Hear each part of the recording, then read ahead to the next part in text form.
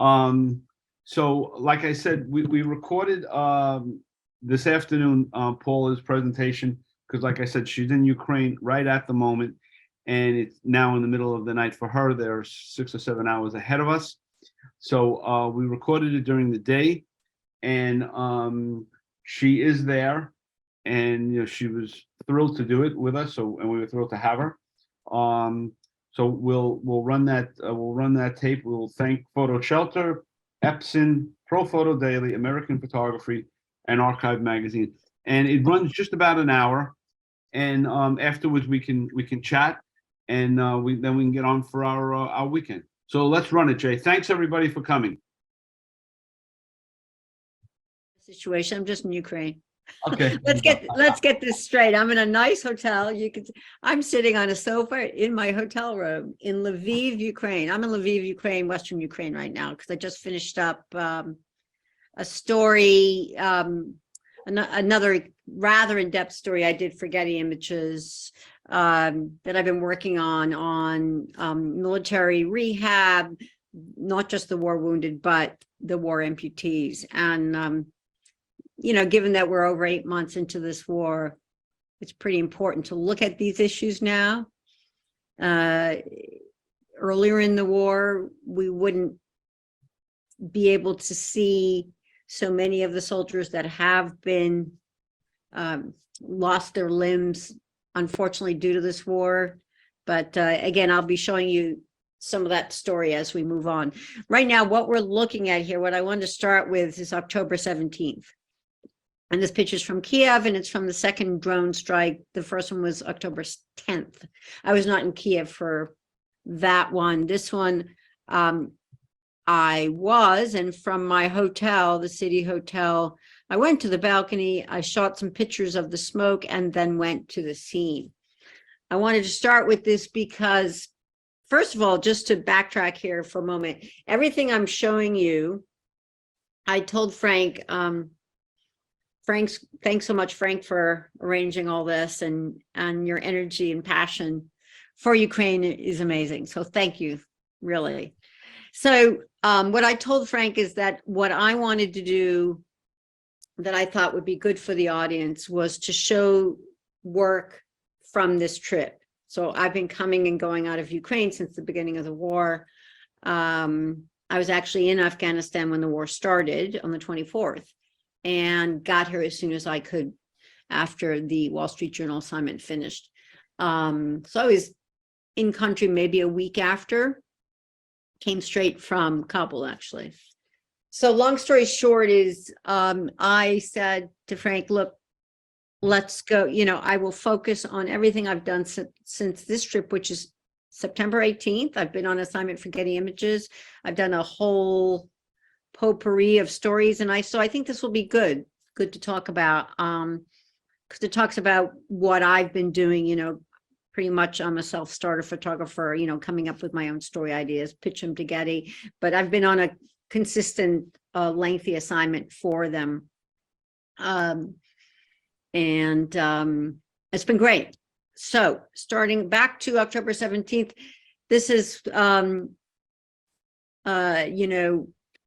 I wanted to start with it because here we're in Kiev, and usually Kiev is kind of, everybody's on the streets at night, restaurants open, life pretty much normal until we get to Monday morning. And this was a week after the October 10th drone strike. So this was, again, Russia sending a pretty strong message about these kamikaze drone strikes.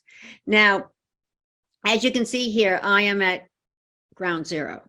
And I'm going to tell you that this morning was pretty terrifying for me. And for me to say that after a lot of the things I've seen and experienced, especially in Afghanistan since 2001, I mean, for me, this was really terrifying because I didn't know that there was going to be 4 drones hitting, So I went down to the scene to get our aftermath. Lo and behold, another drone hits, and then another one, and then another one. And so what I ended up doing, instead of doing the aftermath, here I am running for shelter. And that's why I say it was terrifying. I was running with the police, with the firefighters, with the military. And here is where I ran into. I ran into a car park. It was the closest shelter from the scene where you saw where the drone hit. And here I am right next to a young couple whose apartment was just next door. And, you know, I was feeling and experiencing everything they were. Fear, the unknown, you know, was this car park going to be protecting me from a drone that none of them are accurate? It could hit the building I'm in. So I show you this because I photographed them. I was right next to them and I was just as afraid as they were. Wow. This is some aftermath because 5 people died that day. We're kind of moving on, but I just wanted to kind of start with that drone strike because it was Kiev and just to kind of, you know, give you a feeling of a day that was quite terrifying for me. I wanted to move on to this photograph of this woman. This was a small village that was hit overnight. 2 of the houses were injured. One of them was hers. And my fixer and I went to this village outside of Kramatorsk, where we were to just see what happened, to see, you know, to see the extent of the damage. And what I ended up doing is spending the next hour and a half in her home with her as she told her story, that she was in the bedroom behind, as you can see there. It's where the shelling, you know, where the house was hit. And she received the facial wounds. She was treated and released from hospital, but she's busy talking to me, well, talking to the fixer and saying, why did they hit our house? This is where we lived for 35 years. And I just wanted to show these because this was a situation, this was a small village, 2 houses hit in this village. It would never, ever make the news. What I wanted to do by taking these pictures, I spent time with these people. They told me, you know, their real, obviously their fears, this is the house that's now destroyed. They don't know, you know, when it's going to be repaired, and we're into fall now. Will it be repaired by winter? They don't, you know, they basically, this happened overnight and I'm there in the next morning, and they allowed me into their house. And I think these moments are very important. It's important for us to be able to tell these small stories within the bigger picture of war. And with these photos, you know, this is her and her husband. With these photos, I feel like I've been able to express more what they feel. And that's what I try to do. I try to humanize every aspect of war. Is that something that you always gravitate to as a journalist, the story behind the story? You know, is that something that you're always looking for? Well, you know, if we go back to this kind of picture, it's not always what I'm looking for, but what I felt with these photos and why I'm, you know, spending some time talking about them. They're intimate moments in a very small scene in the bigger picture of war, against that backdrop of war. And you know, we see, you know, we have to tell these small stories. We have to make these stories important too. Yes. Did that answer your question? Yes, very much so. Yeah, just the way you gravitate to these nuanced moments is really is incredibly important. Yes. Well, you never know what you're going to come upon, Frank. Yeah. So you don't, you know. Yes, I am. Yep. Yeah. So now we're moving to Izum. Now, when I got here, again, this is from only from this trip. I'm not showing you a best of. I want to show you what I've done since the middle of September until now. So this is a drone shot from a Zoom, Like Jay, I know one a of lot the of times, liberated I towns. know And I know a what lot of times you don't care my about shit, but responsibility, I well, bet the you first even thing I you. did, Hold on one as second, I gotta soon meet as I somebody. got here, I spent one night in Kiev and went straight to Kharkiv, trained to Kharkiv, and with the idea of going into these newly liberated towns. And so, as you can see from the drone shot, Zoom is seriously damaged. These were towns that were occupied by the Russians for 6 months and newly liberated. So very big story. Really, it was the headline news when I got here. So it was what I focused on, as I said. So I'm just going to show you some of the photos from the Zoom. As you can see again, sorry?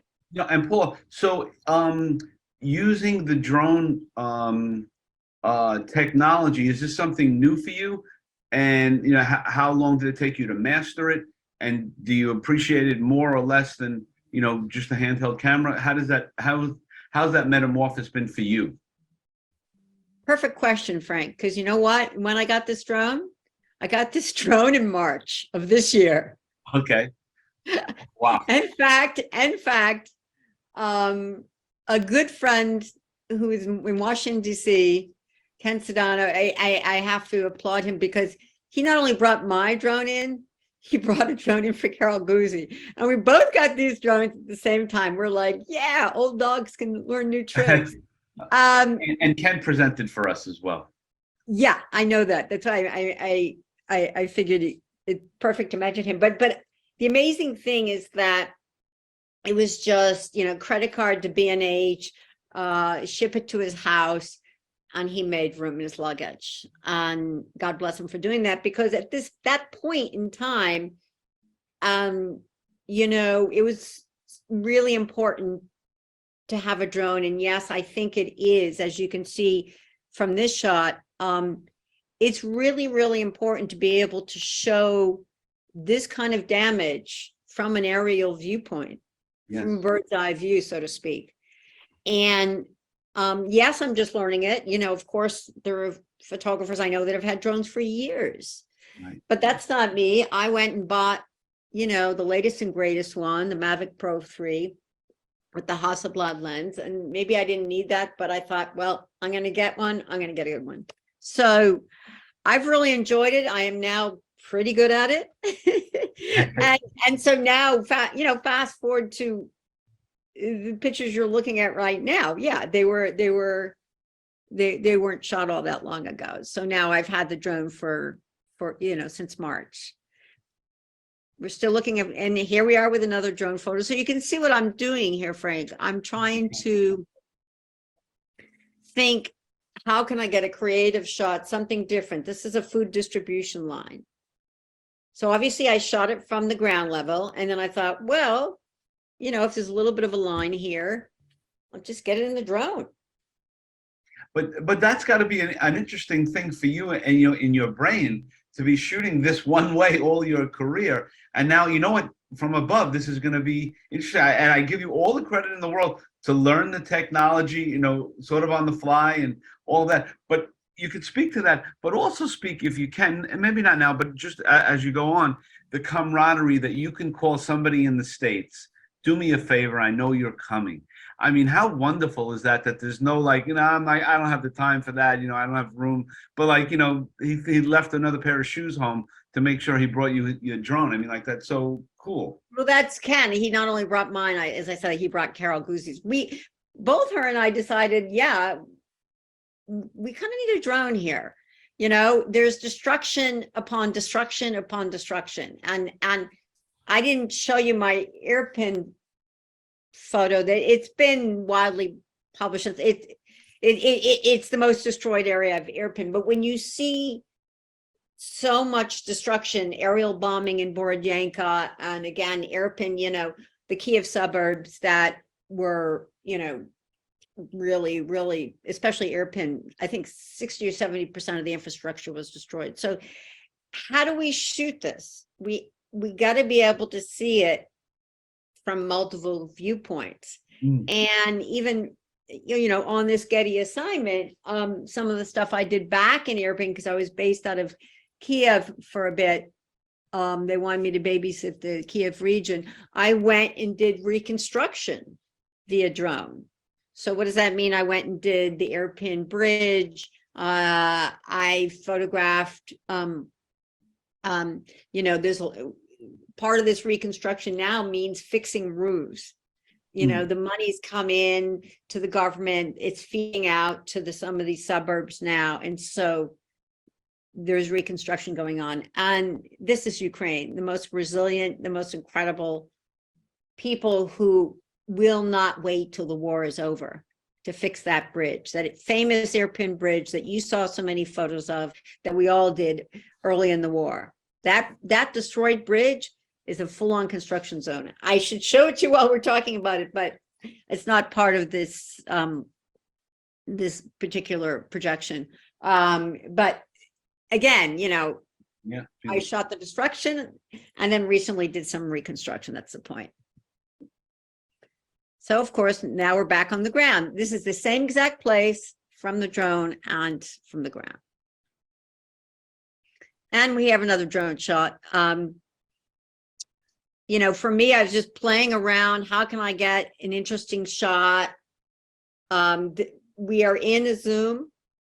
And one of the things that, again, was headline news, super important to cover, was the exhumation of over 440 bodies. I think it was 447 bodies. So it was a cemetery that was extended, and a lot of these bodies, they all had to be exhumed for forensic examination, for war crimes, etc. This is part of what happens after a small city is liberated. You've got everything that happened over the last 6 months, and mass graves, as you well know, are always part of it. And here we have another drone view. Great shot. Great shot. Thank you. Yeah. I was pretty happy with this because I was in the middle of the forest, as you can see. But I felt like, how do I show? This is obviously after all these graves, they've all been exhumed, just the crosses are left. And there was no GPS in there. I just took it up, took it down. Like a pro with your new toy. Yeah, that's pretty much it. Photographers, we're a bit nutty, like how, it's an expensive drone. And it was just like, okay, I need it, I'm buying it. Not like I get paid more to shoot a drone. Anyways, we're not going to get into that. So here we are. I'm going to show some photos from the, this went on for a good 5 or 6 days. They had teams of rescuers that were mostly firefighters, some forensic officials as well. And how did you get access, Paula? As you can see, I got very close, very, very close. No, but how did they allow you in to document? Well, being this close means, I'm really able to show, I would say, some scenes that are very, very graphic. These bodies were, in the grave for months, because these people, the Russians occupied this town for 6 months. So there were teams that came in. At first, they were keeping us back behind kind of police lines, so to speak. And as the days went on, because I went back 3 or 4 times, it was about an hour and a half from Kharkiv, where I was based. They kind of loosened up, and I was able to get a lot closer. And I have to tell you that being closer to this scene doesn't mean it's particularly pleasant, because you're not smelling what I did. The one thing, you can see how close I was, but you can imagine the oral smell here, because these are corpses.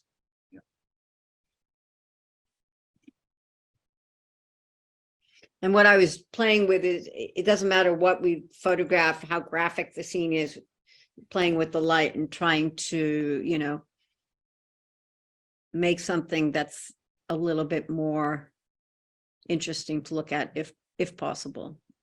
Those are plastic flowers, obviously. And as you can see, these are all the crosses. They were numbered so that you knew when they were digging up body number 313, for instance.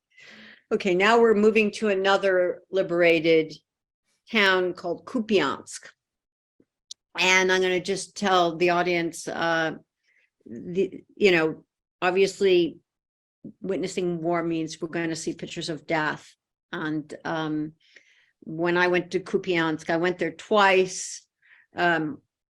The first time when I photographed a soldier patrolling the streets, absolutely nobody. It's a liberated town, but you know, nobody is out. Why? Because there's still a lot of shelling. The Russians were just on the other side of the river at this point. They had been pushed out, but the town was not fully liberated. So I could only go to certain areas. Otherwise it wasn't safe. There was destroyed bridges, and residents would come out when the coast was clear, so to speak, when the shelling subsided. The bodies of mostly Russian soldiers, but basically the bodies were still lying on the streets, completely untouched. That's what you're about to see.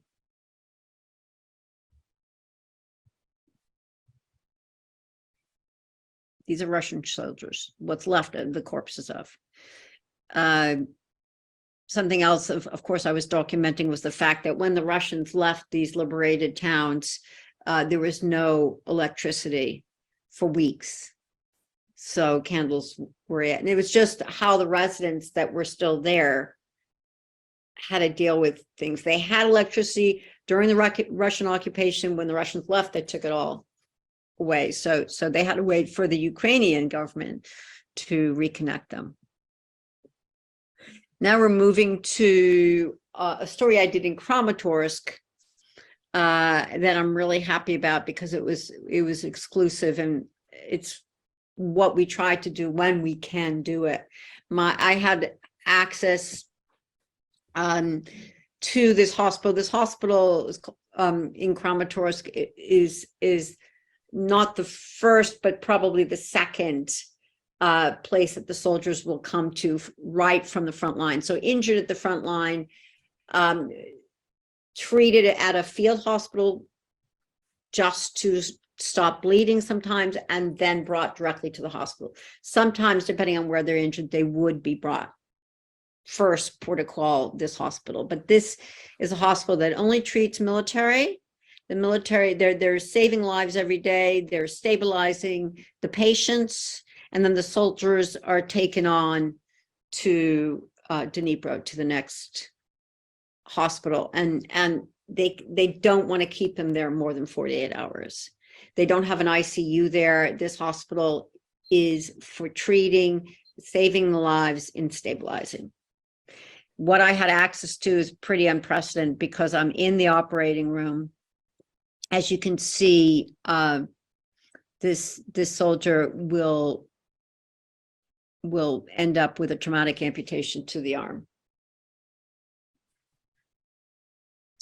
And when I got access to this hospital, you know, we had a meeting, and really they understood what I wanted to do. They understood the time I wanted to put in. And one of the doctors, an American doctor who was also working there, is a friend of mine. So he was able to support me in my request. And I just feel very, very fortunate that I was able to experience what I did. I feel like they knew I had a lot of experience from Afghanistan. They knew I understood how to work in operating rooms. I wasn't going to be in the way.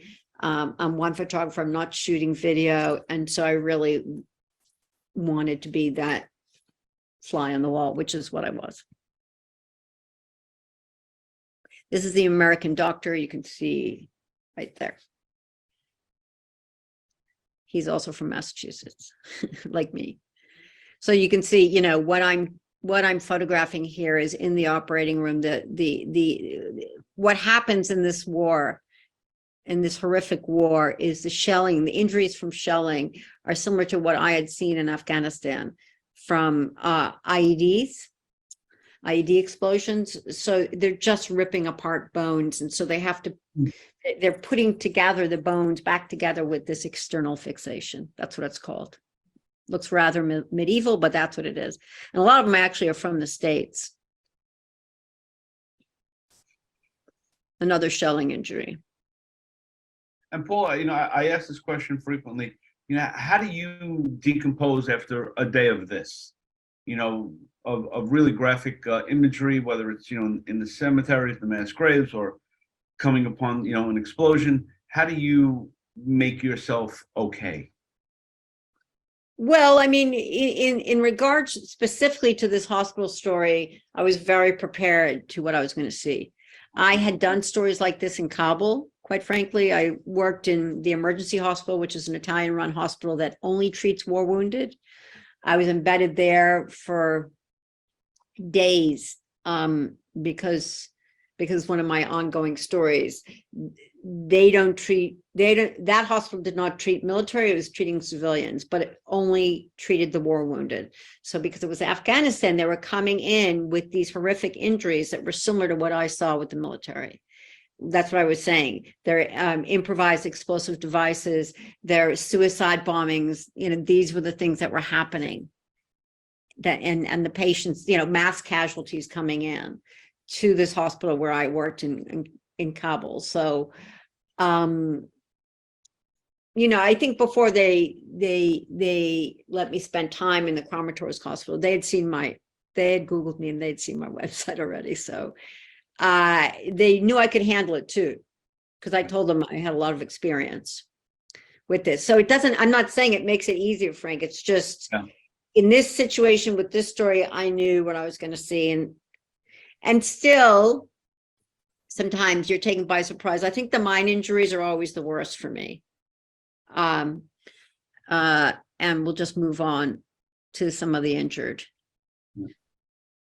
And, you know, the teams that work there, they're incredible. They're doing, I think, what's called a FAST exam. It's kind of like a, you know, they have to, they're obviously trying to stabilize the patient as quickly as possible.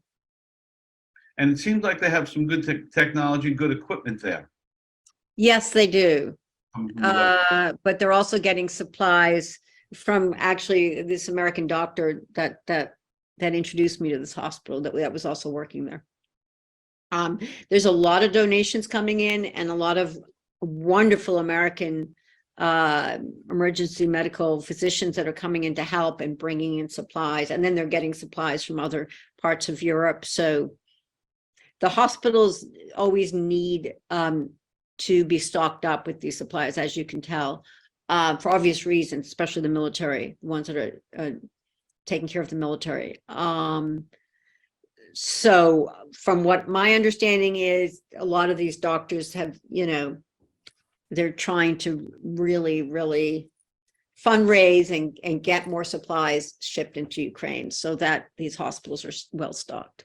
What I'm going to show you, a few of the images are quite graphic, but I just needed to show you this. This is a young man, 24 years old, a young soldier who lost his foot from a mine. There are these small butterfly mines. They're horrible. They're hidden in the forest. And I saw a number of pretty bad mine injuries. I thought I'd seen bad mine injuries in Afghanistan, but these were worse. So his eyes were open the entire operation. He's about just to, you know, they're preparing him for the operation. It's a traumatic amputation of his foot. By this one pretty quickly. But this is his, you know, this was his foot. And this is him after the operation. As you can see, he's wide awake. And this is him after the operation, ready to go have cigarettes. This guy blew my mind. He was on the phone 2 hours after his operation. He just lost his foot. And he was going out to smoke cigarettes. and on the phone with a girlfriend. And I think he just felt lucky to be alive. The sacrifices these soldiers are making, it's extraordinary. And here we have sort of a mass casualty that came to the hospital. It was a car accident, an unfortunate car accident with, as you can see, a number of soldiers that all came in with varying amounts of, injuries, mostly to their face.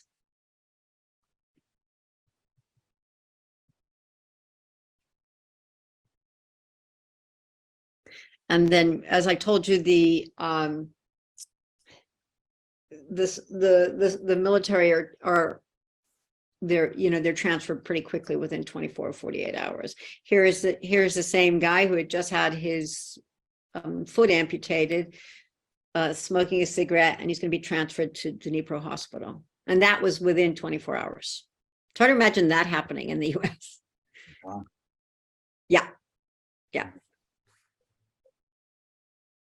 This is another incredible thing I saw at the hospital. One of the doctors came and got me. I was usually there for like 10 to 12 hours at a time. And this was in the evening, and they came and got me, and they just said, we have a patient that just came in with a bullet in his chin, lodged into his chin, and they extracted it.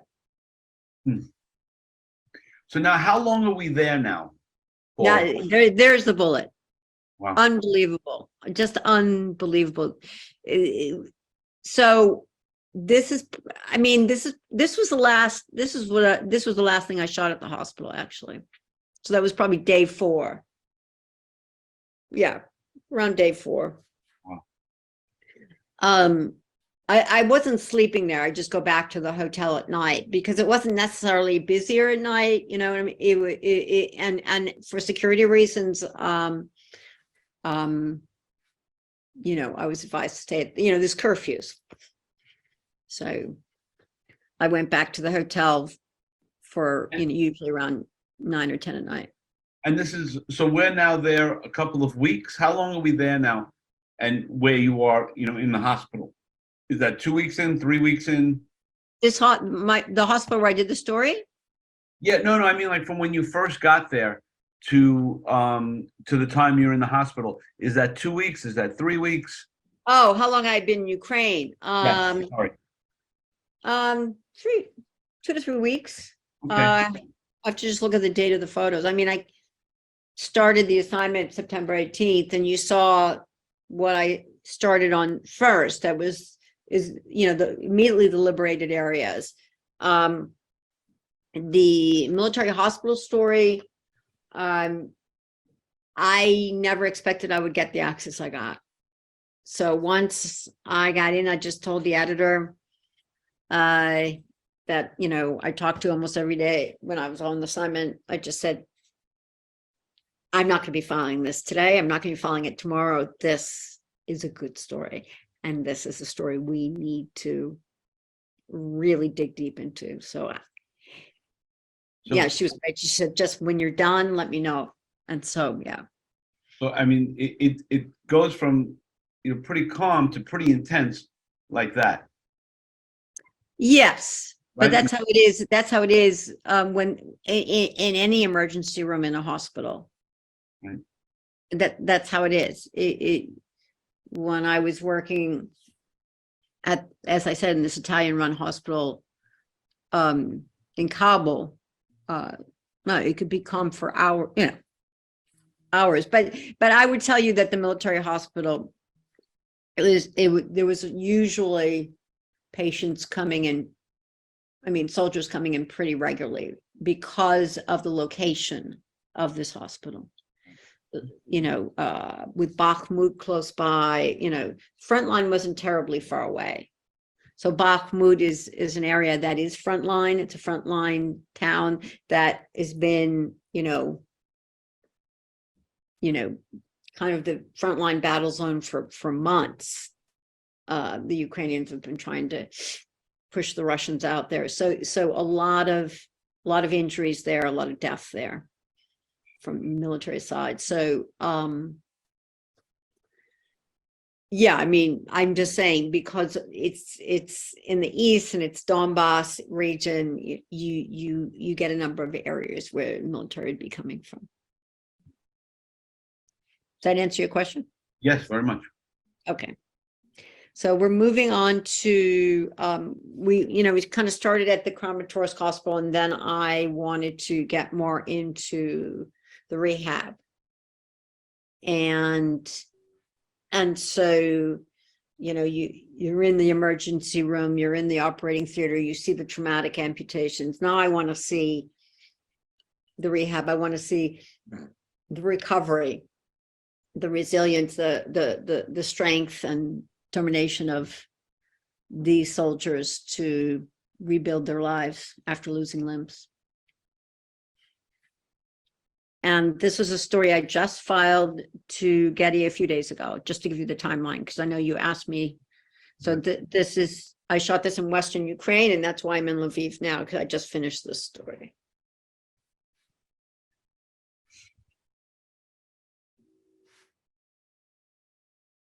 This is Michalo. He's an incredible individual, very young man, 27, who's been living at the hospital since June, I believe. He was also featured in the New York Times. New York Times also photographed in this hospital. He's just incredible. At this point, he is just, he's really into sports. So as you can see, he's really built up his upper body. And he's just a great example of a young man who's going to rebuild his life, and he's got a positive attitude. And he was a career soldier. He's a commander. And I think he's just got that mentality that says, Let's get on. You can see his girlfriend in the background there. She's living at this is a rehab hospital. So wives, girlfriends can live with the soldier. It's part of their rehab. It's not just physical, it's mental. So you can see the strength that he's got, the upper body strength already.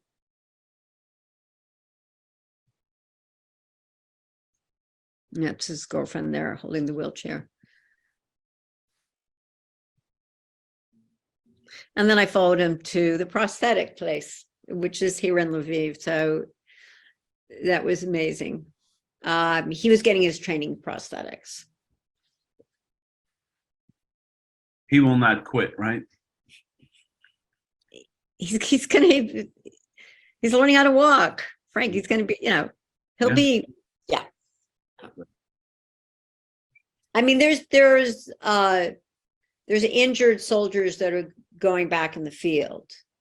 So they've got their prosthetics, and they want to go continue with the war efforts. I'm sure they would be nowhere near the front lines, but they're going to do their share. He's a career soldier. It wouldn't surprise me if he didn't want to do something to continue to help in some way. And this is after, as you can see, losing, being a double amputee above the leg. It's a very, we can't even imagine, but his strength is extraordinary. And so meeting people like this just blows my mind, really. So he's super happy because these are his training prosthetics, and his girlfriend's there to support him every step of the way. And so the hospital gives a lot of massage. The amputees need it. It increases the blood circulation. And this is just a bedroom in one of the bedrooms in the hospital.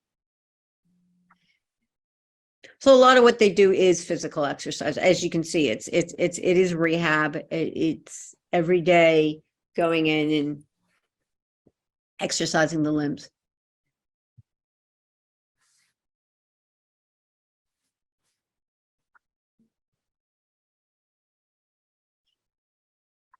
Unbelievable.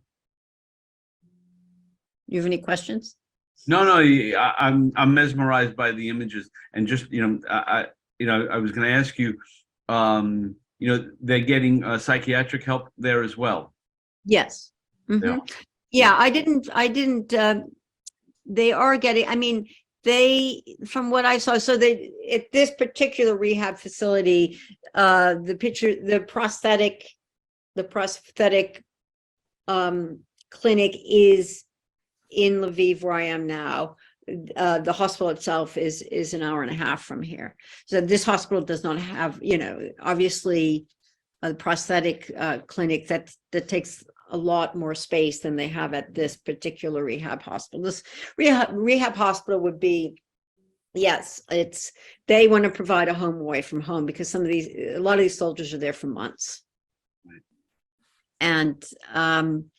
And this is one rehab hospital amongst the many. Some are completely military run. This one is a city hospital. It's 2 floors that are housing the military. This is what they've done, since the war began. The hospitals have adapted.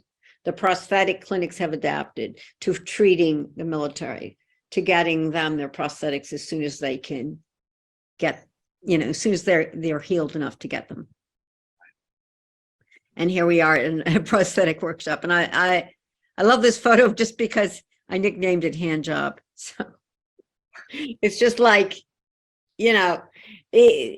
it just, everywhere I look, there was a woman, in her bikini, like, and I guess it made the guys happy who worked there. So but as you can see, it's, the arms are technically a little bit, there's so much adjusting that goes on with fitting soldiers a new arm, a new leg. It's constant adjusting. And here they are these guys are released from the hospital, and I went to the apartment where he was living, and he was showing me how he works out, his daily workout. It's really great to see the level of technology for these prosthetics. That's, it seems, cutting edge, getting this put up on a wall. I mean, that's terrific stuff. Well, the prosthetics, are very advanced these days. In fact, I think there's a hospital that's going to be open. It's not open yet here in Lviv. They will be doing state-of-the-art rehab here. Right. They're getting a lot of funding. And my understanding is they'll probably be doing prosthetics using 3D printing. So, from what I've seen here, they start out with the simple ones, and then as they graduate into the more advanced ones. Great. And this is Arthur, another soldier that I focused on going through his rehab, and he's just testing out his new knee as you can see, it moves every which way. It's incredible, actually. The technology is incredible. If you can see how easy it would be for him to maybe change it, to do stuff, because it just flips straight up, and he can move it around easily. Yeah. And that's him going through his rehab in Kiev. And you get the sense there's no chance to feel bad for yourself or someone else feeling bad for you. It's like, let's go, right? I mean, that sort of Ukrainian mentality of, I'm going to fight this, and I'll remain being useful for the army, like you say, in one way or another. Well, I think it's rebuilding your life again. I mean, you lose, especially, you're in your 20s. Okay. He was 27. He lost both limbs above the knee. Before I met him at the hospital, one of the doctors said, he wants to be a trainer. When he's all set with his prosthetics, he's going to be a trainer at a gym. He's so into sports. He's so into bodybuilding. And so but you've seen that with,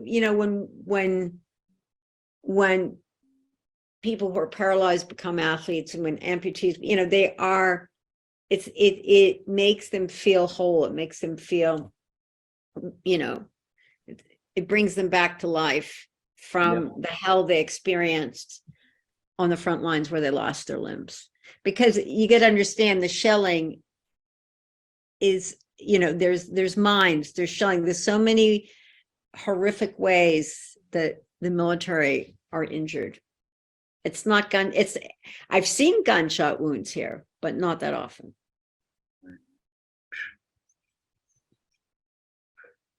So I think we're getting near the end here. These are some funeral pictures, and this is a moment that happened that I thought was like, whoa. Wow. Wow. So this really happened. I mean, this was a funeral for one of the victims who was killed during a drone attack, during one of the drone attacks in Kiev.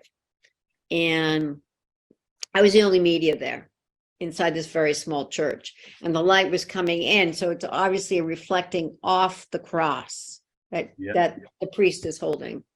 And when this light came on his face, I thought, no, I didn't just photograph this. Did I just photograph this? Holy mackerel. I know. Wow. Wow. So this funeral, I'm just showing because this funeral, I just photographed this yesterday. So we kind of, you know what I mean? I just wanted to bring it present day here. No, that's great. I'm glad you did that.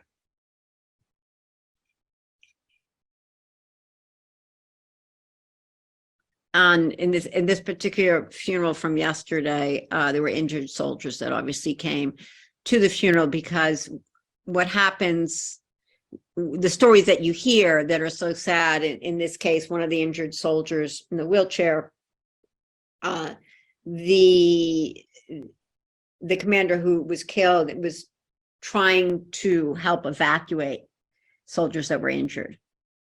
So in other words, you're in the battlefield, you get injured, and then you've got your comrades trying to save you and bring you to to evacuate you from the scene.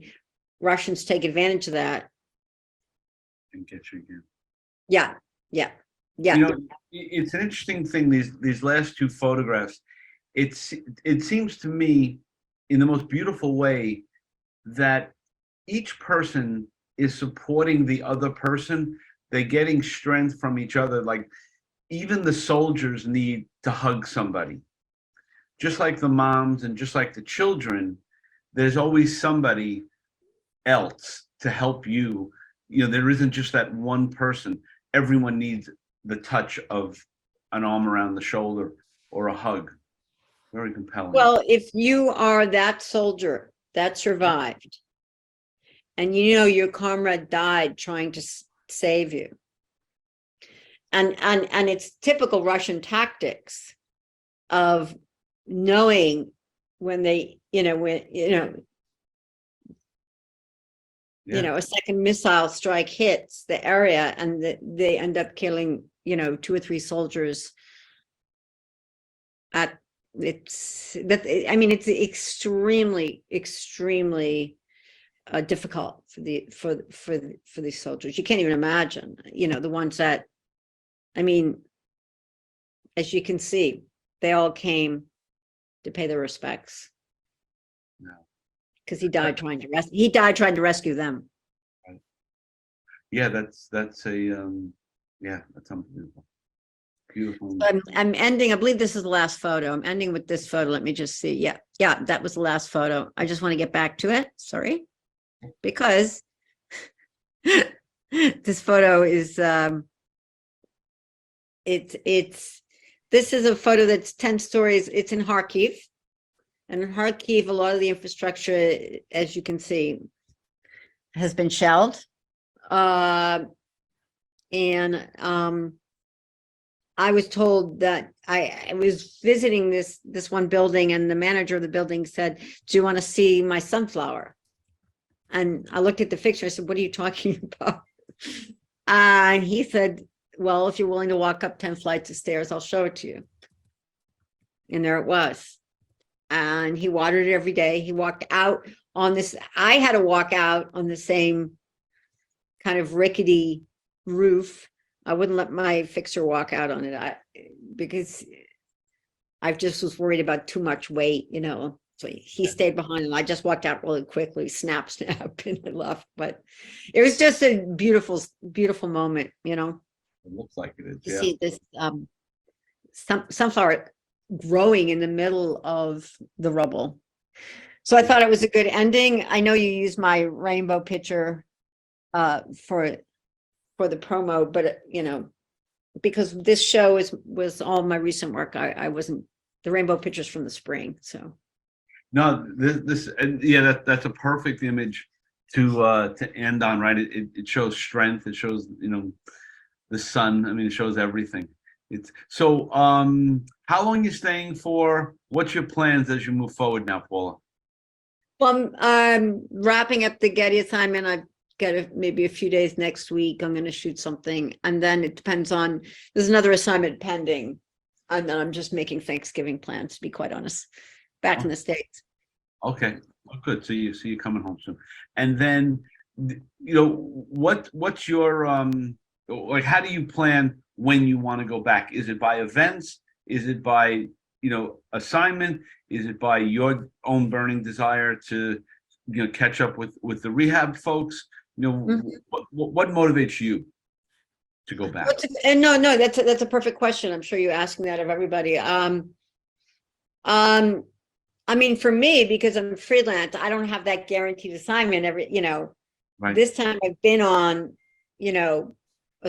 assignment the whole time, but I will tell you that I'll go back depending on events that are going on. This trip was timed for a lot of the liberated areas that were opening up near Kharkiv. I knew Kharkiv very well. I knew how to work there because I had spent a lot of time there earlier in the summer. So coming back here middle September was important. And then, it worked out really well with Getty because they needed an extra person. I would say with Kherson, we don't know how soon it's going, whether that's going to be a month or weeks, but whether I'm on assignment or not, I will be coming back here. And I feel fortunate that, what am I doing? I'm applying for grants here or there, but I just won a monetary award, the Lucy Award, Photographer of the Year. And with that, there's a monetary award. And so I plan to be able to use some of those funds to come here and not worry about being on assignment. Because everything adds up. You've got your fixer, you've got your driver, you've got your accommodation, your food. And so if you're not here on assignment, this is, Ukraine is very affordable as countries go overall, but It all adds up. It all adds up, and then you need your insurance as well. So and you need batteries for your drone. You just need electricity to charge the batteries for the drone. Okay. But yeah, no. So because I just won the Lucy Photographer of the Year award on October 25th. It was announced. There. Yep, you were there. You were the one that told me. You sent me a message. Yeah, it was great. Yeah, very exciting. And yeah, I would have loved to have been there. But at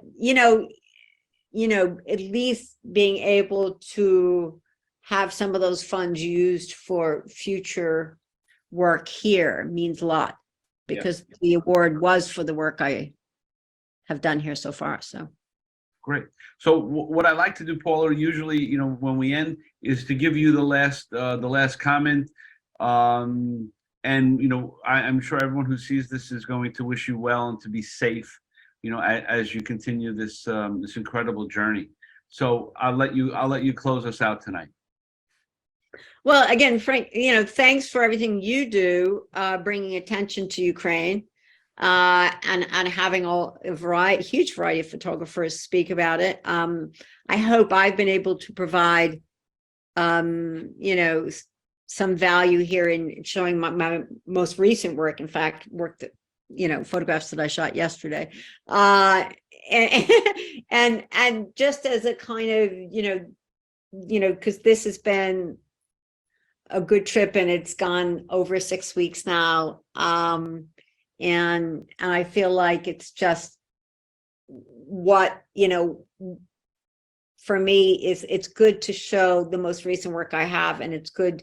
I think we want to make sure the audience knows that at least for me, I'm trying to do different stories every time, very focused stories, as you can see, and obviously human side. It's always about that for me. Right. Yeah. Well, So that's it. Well, that's a wrap.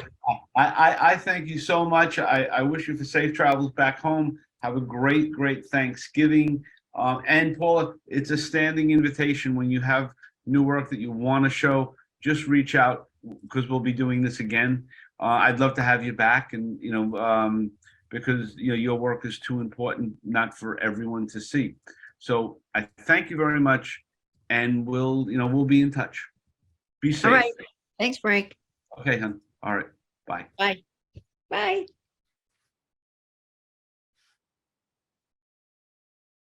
I must say, even watching it for the second time, it's still so powerful. That work, really amazing, and she was a great interview. So we can unmute everybody if anyone has a comment. Um, and I can't tell you how much I appreciate so many of you coming back. Linda, I know you've been back a bunch of time.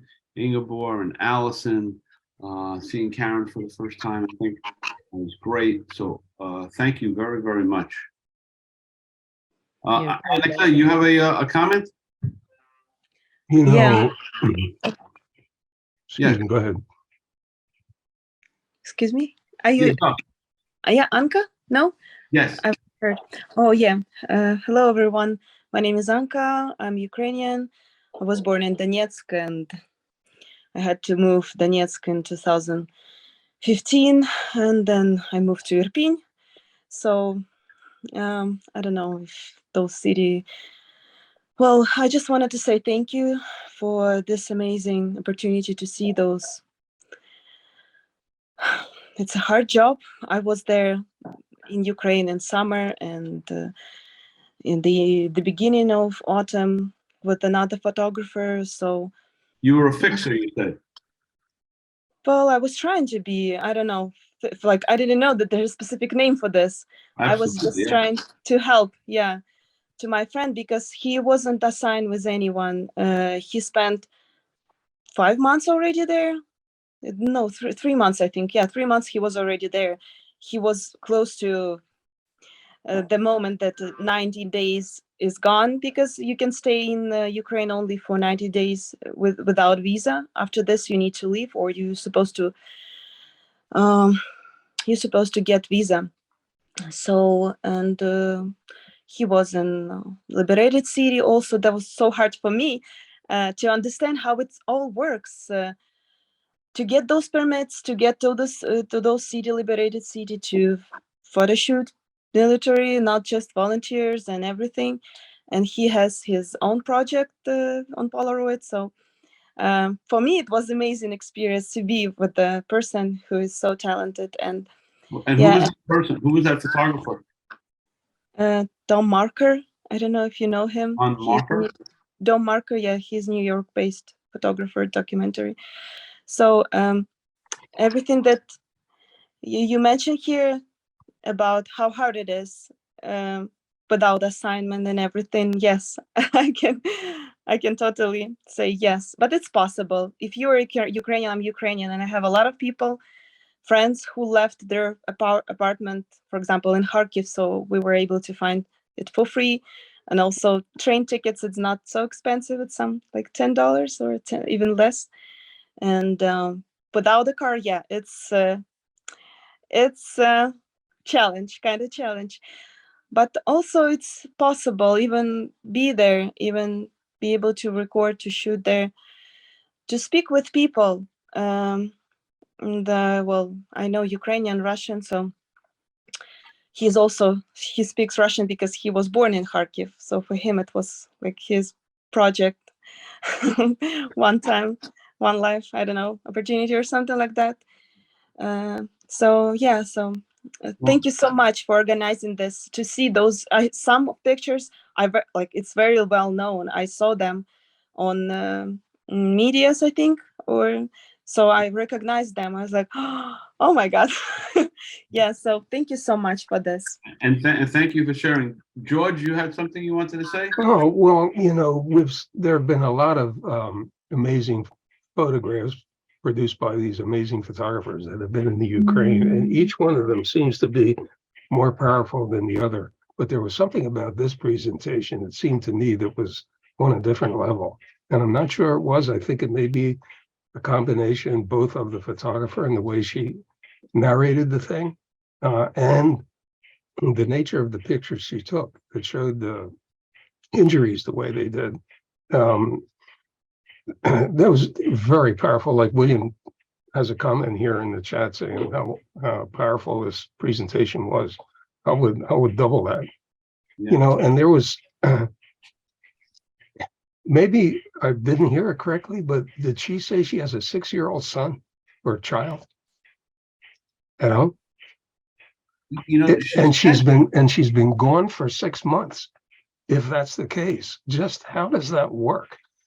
And how does it happen? For example, the picture that she took of the guy that was shot in the jaw, and she had a picture there of the doctor that took the bullet out and was holding the bullet up.